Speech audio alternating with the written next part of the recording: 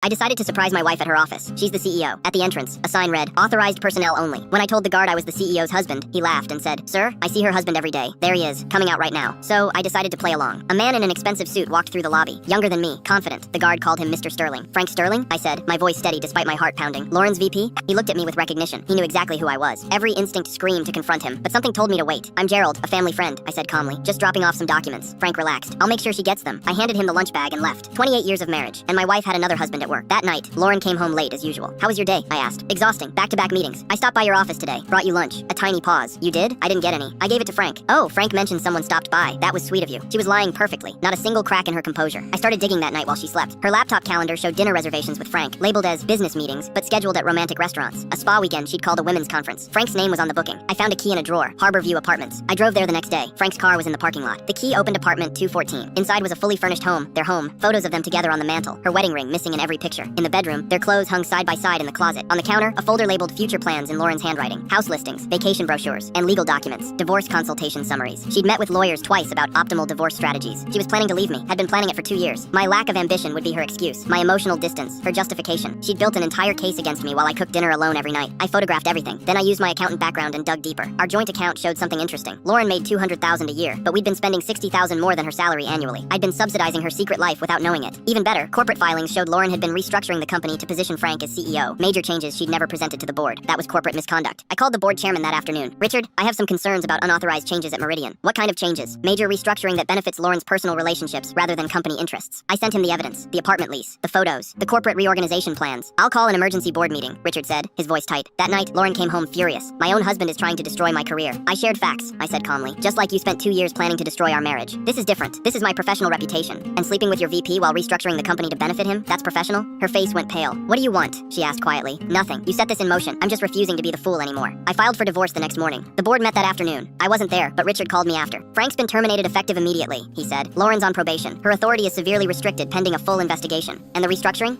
Being reversed. She violated fiduciary duty to the board. If the investigation finds more, she could lose everything. Their secret apartment, their grand plans, their future together. All of it collapsed in 24 hours. Lauren called me that night, crying. "You've destroyed everything. Frank lost his job. The board is investigating me. How could you do this?" "How could I?" My voice was ice. "You spent 2 years planning my replacement. You stole from our joint account to fund your affair. You committed corporate fraud to benefit your lover." "I was going to tell you." "When? After you filed for divorce using the case you built against me? After you married Frank by Christmas like you planned?" Silence. "You knew about that?" "I know everything, Lauren. The apartment, the lawyers, the timeline, all of it." "Please," she whispered. "We can fix this. I'll end things with Frank. We can go to counseling." "Frank already lost his job because of you," I said. "And now you want to abandon him too? At least be consistent in who you betray." "That's not fair." 28 years, Lauren. I trusted you completely, and you turned our entire marriage into a lie. .10. I hung up. Full story on the channel linked below.